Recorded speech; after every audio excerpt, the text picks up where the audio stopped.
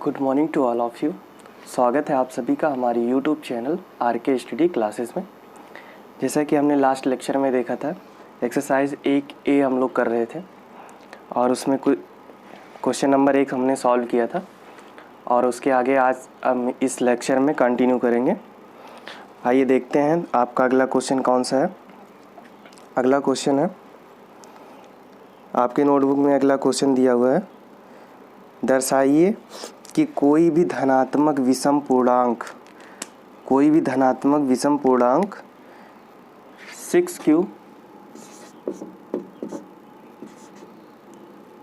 6q plus 1 या 6q plus 3 या 6q plus 5 है। ठीक है, के रूप का होता है जहाँ q कोई पूर्णांक है। यहाँ पे जो q दिया गया है, यहाँ पे q कोई पूर्णांक है। हम याद करेंगे लास्ट लेक्चर में हमने देखा था कि हमने आपको एक इक्वेशन बताया था जिसे एग्लोरिथम थ्योरम बताया था हमने। यूक्लिड विभाजन एग्लोरिथम, उसी की सहायता से हम ये क्वेश्चन सॉल्व करेंगे। सबसे पहले हम a को एक धन पूर्णांक मान लेंगे जो कि क्वेश्चन में दिया गया है। ठीक है, माना a एक धन पूर्णांक है। ठीक है, माना a एक धन पूर्णांक है। ठीक, तो हम यूक्लिड विभाजन का जो इक्वेशन हमने कल आपको बताया था, यूक्लिड विभाजन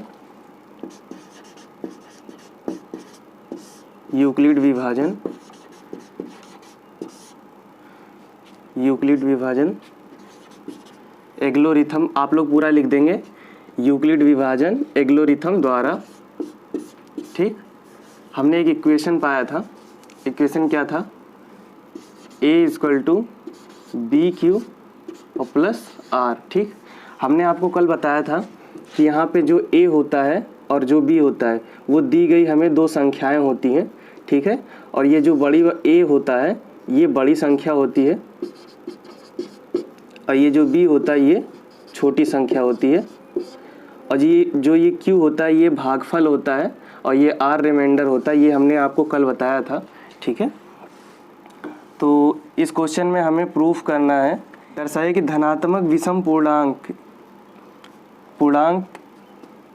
6q plus 1, 6q plus 3, 6q plus 5, ये हमें प्रूफ करना है कि धनात्मक पूर्णांक है ये। तो हम यहाँ पे a को हमने मान लिया धनात्मक पूर्णांक, यहाँ पे माना a एक धनात्मक धन पूर्णांक है। ठीक, और b क्या है? b जो कि हमें यहाँ b वाला पोर्शन, ये ध्यान से आप लोग देखेंगे, ये वाला जो पोर्शन है ये हमें यहाँ पे दिया हुआ है और यही हमें प्रूफ करना है। ठीक, और इसमें ध्यान से देखेंगे तो यहाँ पे b की वैल्यू यहाँ हमको दी गई है 6। ठीक है, और यहाँ पे q की वैल्यू नहीं दी गई है, और प्लस 1 प्लस 3 प्लस 5 ये हमें प्रूफ करना है। ठीक, तो उस हिसाब से हमने आपको बताया था कि 0 से बड़ा या बराबर होता है r, ये रिमाइंडर शेषफल। ठीक, और इससे बड़ा होता है b। ठीक, यहाँ पे b की वैल्यू क्या हो जाएगी? 6, और जब b की वैल्यू 6 हो गई और हम यहाँ पे देखेंगे सिचुएशन में हमने बताया था ये जो r होता है ये 0 के बराबर होगा या 0 से बड़ा होता है, और उस सिचुएशन में b r से हमेशा बड़ा होता है। तो हम देख रहे हैं कि b की वैल्यू जब हमें पता है 6 है तो r की वैल्यू क्या क्या हो सकती है। ठीक, सो r की वैल्यू बराबर 6 से छोटी जितनी भी वैल्यू है सब r हो सकती है। ठीक, क्योंकि यहाँ पे हमें b की वैल्यू पता है और हमें ये भी पता है कि r की जो भी वैल्यू होगी वो b से छोटी होगी।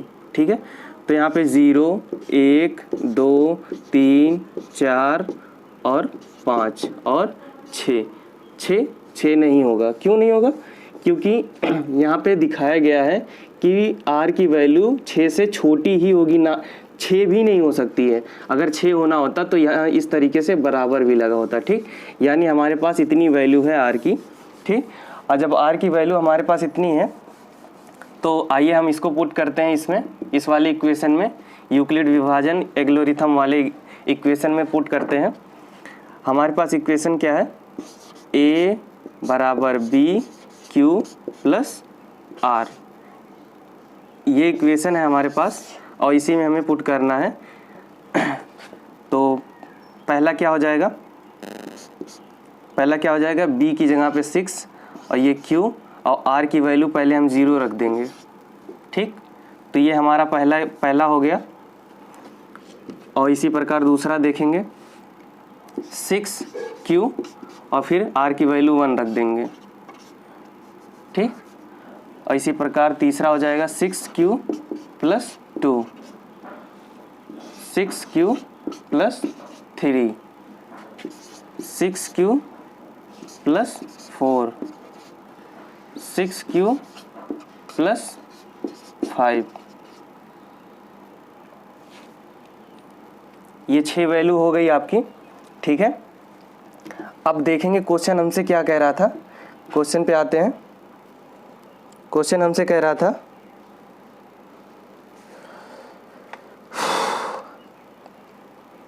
दर्शाइए कि कोई धनात्मक विषम पूर्णांक, ठीक। अब हम देखेंगे धनात्मक विषम पूर्णांक की बात कर रहा था। अब यहाँ पे देखेंगे, अगर यहाँ पे कोई संख्या q है, q को अगर हम 2 मान लेते हैं, ठीक, 2 मान लेते तो इसकी वैल्यू क्या हो जाएगी? 6 दूना 12 प्लस 0 12। तो ये एक सम हो जा रहा है, तो सम हमको नहीं चाहिए, हमें विषम की ज़रूरत है, ठीक। विषम की ज़रूरत है तो इसको चेक करेंगे। अगर इस q की वैल्यू 2 रख देते हैं तो 6 दूना 12 1 13, ये एक विषम हो गया। तो हमारा ये आंसर हो जाएगा ये वाला। और फिर इसको चेक करेंगे तो ये भी एक सम आएगा, तो ये भी नहीं होगा। और ये इसको चेक करेंगे तो ये विषम आएगा, और इसको चेक करेंगे सम आ जाएगा, तो ये भी नहीं होगा। और ये चेक करेंगे विषम आएगा, तो ये हमारा आंसर हो जाएगा। यानी ये और ये जो कि हमें क्वेश्चन में प्रूव भी करना था, ये देखिए, तो यही हमारा प्रूव्ड हो गया, ठीक। ये बाकी का ये जो तीनों है ये आंसर नहीं होगा। क्यों नहीं होगा? क्योंकि ये सम पूर्णांक हो रहा है और हमें विषम पूर्णांक ज्ञात करना है। a की वैल्यू, अब यहाँ a की वैल्यू ही तो सब आ रही है, तो a की वैल्यू हमें विषम पूर्णांक ज्ञात करना है। तो विषम पूर्णांक के लिए ये तीनों हमारा आंसर हो जाएगा और यही प्रूव्ड होता है, ठीक। इसको नोट डाउन कीजिए। अब आते हैं क्वेश्चन नंबर 3 पे। देखते हैं क्वेश्चन नंबर 3 क्या कह रहा है। क्वेश्चन नंबर 3 कह रहा है किसी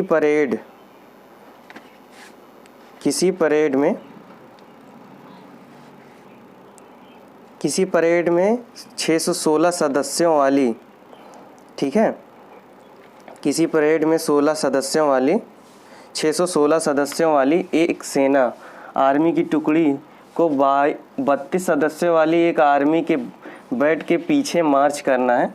देखिए, हम आपको सिंपल शब्दों में समझाते हैं क्वेश्चन कहना क्या चाह रहा है।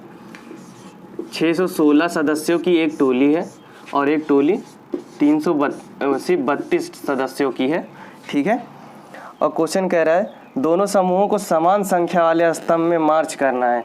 इन दोनों समूहों को समान संख्या वाले स्तंभों में, यानी इस तरीके से सबको लाइन में खड़ा करना है, ठीक है। इस तरीके से स्तंभ में लाइन में खड़ा करना है सबको। और ये जो 32 हैं और ये जो 616 हैं, ठीक है, ये जो 616 हैं, हमसे क्वेश्चन कहना चाह रहा है ये जो 32 है इनको जब इस तरीके से लाइन में खड़ा किया जाए और इनको जब लाइन में खड़ा किया जाए तो हमें ये दिखाई दे कि एक लाइन में जितने सैनिक हैं वो सभी लाइनों में समान होने चाहिए, इस 32 वाले में भी और ये 616 वाले में भी, ठीक है। कहने का मतलब अगर देखा जाए, एक अनुमान लगाया जाए, तो अगर 8 सैनिक को इसमें खड़ा कर दिया जाए तो 8 चौक 32 हो जाएंगे, ठीक। 8 चौक 32 सैनिक हो जाएंगे। इसी प्रकार अगर 8 इसमें खड़े हो रहे हैं तो इस वाले आर्मी टोली में भी 8 की लाइनें लगनी चाहिए, ठीक है। और क्वेश्चन हमें ये नहीं कह रहा कि 8 की ही आप लगाइए, हम 4 का भी लगा सकते हैं, 12 का भी लगा सकते हैं, 16 का भी लगा सकते हैं। मतलब लगाइए वही लाइन जो कि इसमें भी वही चीज़, वही रूल फॉलो हो जाए।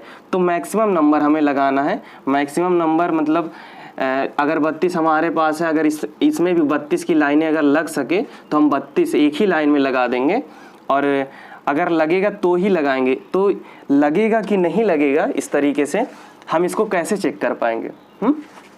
इसको चेक करने का एक तरीका है। तरीका क्या है? हम इन दोनों नंबरों का हाईएस्ट कॉमन फैक्टर निकाल लेंगे। हाईएस्ट कॉमन फैक्टर मतलब HCF, ठीक? HCF हमने कल आपको सिखाया था HCF कैसे निकालते हैं, ठीक है? एंग्लोरिथम थ्योरी द्वारा हम निकाल लेंगे इसको, ठीक?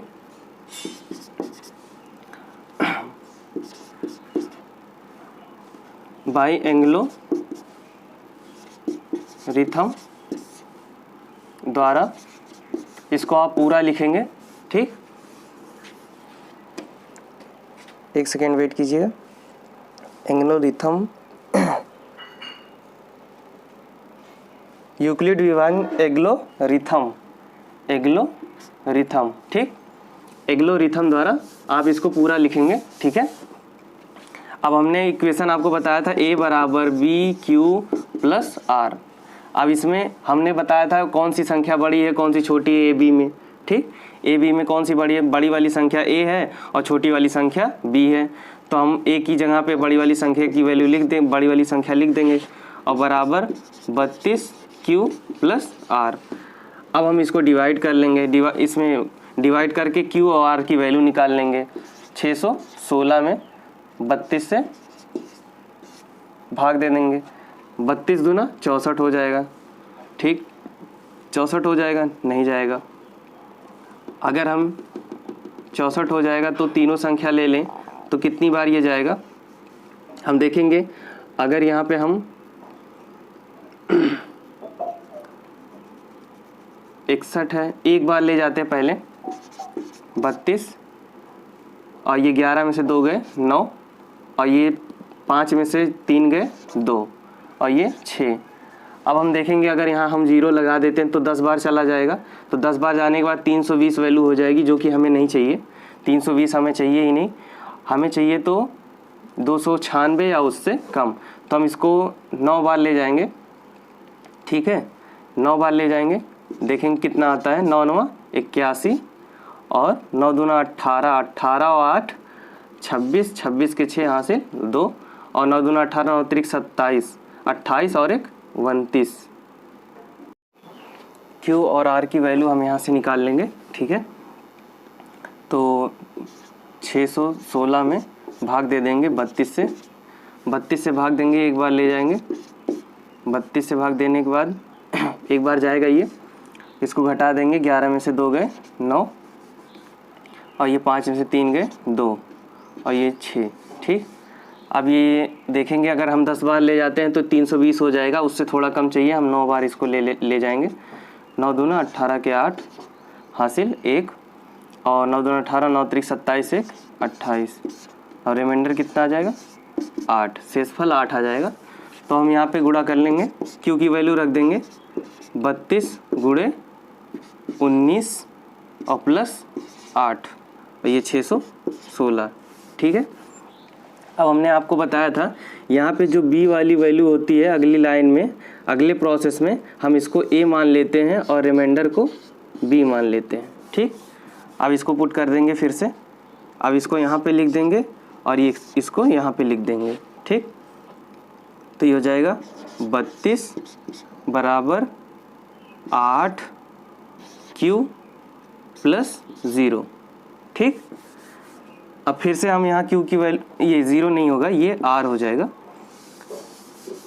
अब फिर से हम Q और R की वैल्यू निकाल लेंगे, इसका इसमें गुणा कर देंगे, तो हम देखेंगे कि गुणा करने पे 8 चौक 32, ये तो सीधा सीधा है। लाइट चली गई है, लेकिन हम ये क्वेश्चन पूरा कर देते हैं, ठीक है? ये देखेंगे सीधा सीधा है, 8 चौक 32 हो रहा है, तो इसमें यानी हम 8 से गुणा कर देंगे 4 से, तो 32 हो जाएगा, रिमाइंडर 0 आ जाएगा।